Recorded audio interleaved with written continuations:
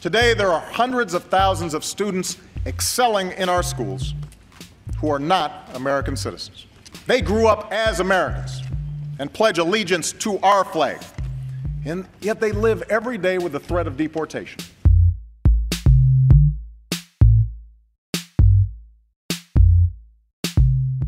So our future in California has to address undocumented youth because they're going to be a part of this state.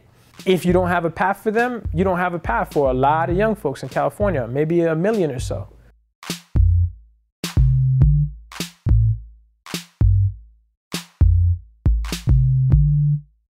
It is a recognition of the investment that we've already put in to undocumented students to educate them, right? And I think that providing kind of students the hope, right, to say that you can apply, there is going to be some money for you if you want to continue to go on to school, I think would actually motivate more undocumented students to continue with high school and to finish.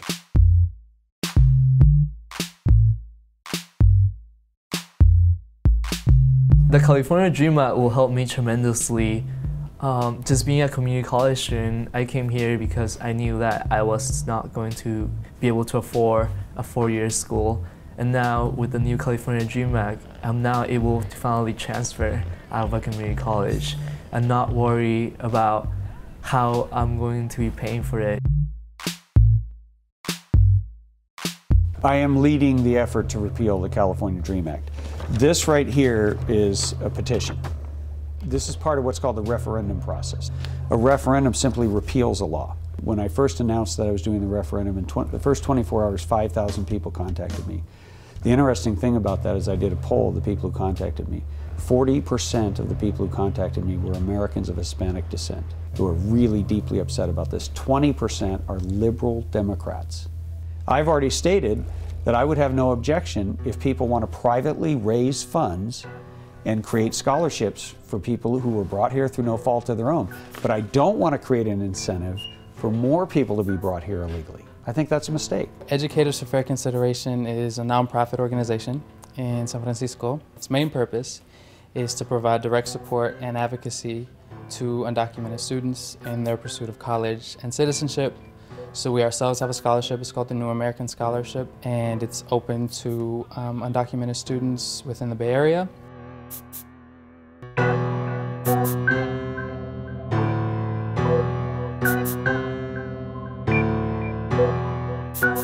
Because right now, undocumented youth cannot get financial aid at the federal level. So you can go through high school, public high school, but then once you become 18, you try to get into a college, Uncle Sam is not going to help you foot the bill. What's this business where we want to create for everyone this an entitlement, even for people who are not even legally here? That doesn't make any sense, especially when that entitlement is not available to those who would go and fight and die. So I think it begins with respect for this country, and it begins with respect for our laws. And if you really truly want the American dream, and you want to join us in this great experiment that started over 230 years ago, then you need to get your status corrected. I mean, if you really want to take it back into history, you take the people, Mexico, countries like that. This is California, this is Mexico. Everyone should have equal access to education, and so many dreamers are so passionate just to get educated and go on to a 4-year school. We're the future of America, and denying education to people who are not able to pay for it is just wrong. It doesn't guarantee students anything, undocumented students at least, anything. It just gives them the ability to just apply for it, you know, just like everyone else. And I think that's actually a really powerful statement.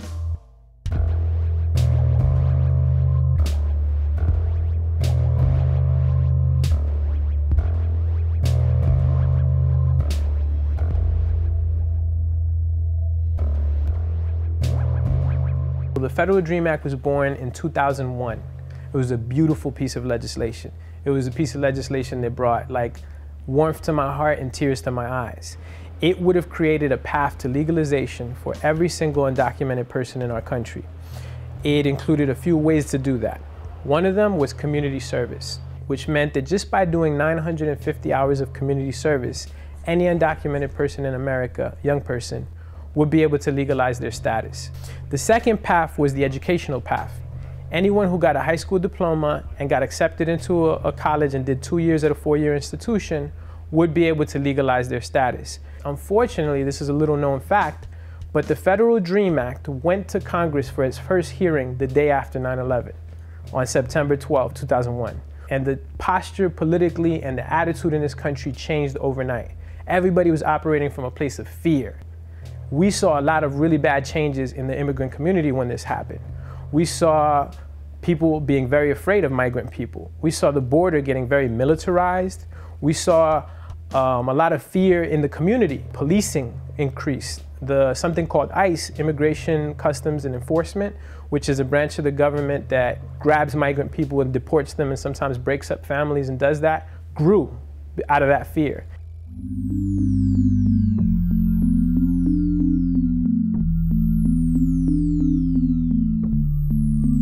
I was able to return to my friends and family when Senator Feinstein agreed to introduce a private bill to stop my deportation to Peru.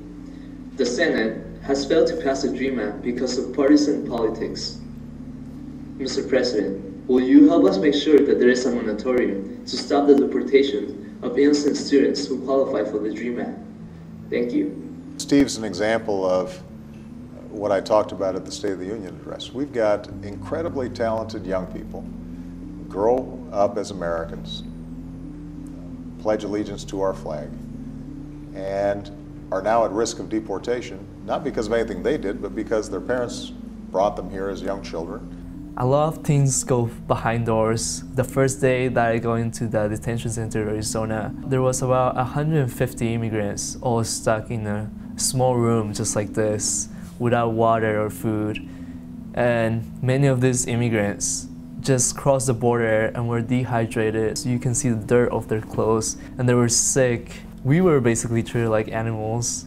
So to call them an alien in the land of their ancestors is not only incredibly insulting and painful, but it's dehumanizing. And it makes it easier for people to treat them differently. It makes it easier for politicians to pass laws that hurt this community because you've dehumanized them. You made them less than human, so now it's okay to not treat them like humans. If I was deported to Peru, I would not know what my life would be like. I have no one back in Peru. I don't know how I would even think of making it there without any help from my friends and family. All my goals and dreams are here to graduate and to go into the healthcare field. I can't even imagine what it would be like.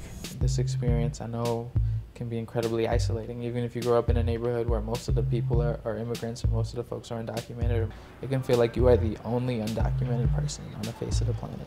And so to just continue to remind yourself that you're not alone in this. Right? That there are so many that are our allies, that support us, that really believe in us, that really believe in the same change that we want to see. I get a lot of support from my friends and my teachers. So right now I'm just working as well and just studying. But with the support, it definitely helps me a lot just to survive every day. For my parents, they were unfortunately deported back in May. They were deported back to China, but I'm able to still stay here.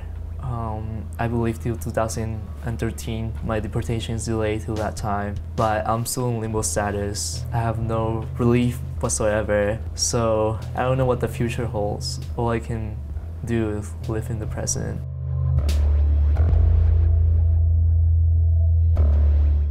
If we really want this investment to really fully contribute to our state and to our well-being, then we need to allow these educated young folks to fully participate and fully contribute within our society. And so I think that really is obviously on the federal government to do, to pass things like the DREAM Act, to pass comprehensive immigration reform that would allow undocumented folks a path to legalization, the ones that are here, and then to fundamentally reform the way that we deal with people who immigrate to this country, in future years.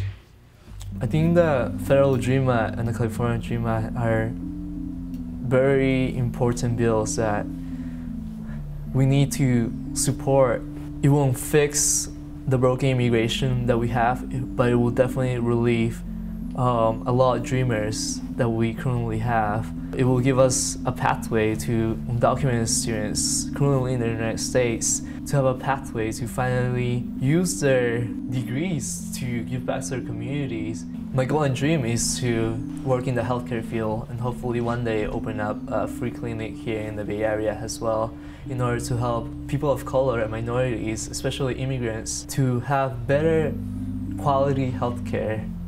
There was a saying that says that we're basically laying down the tracks so when the train comes, we can finally get on it and go towards our dreams. So that's what I'm doing, laying down the tracks.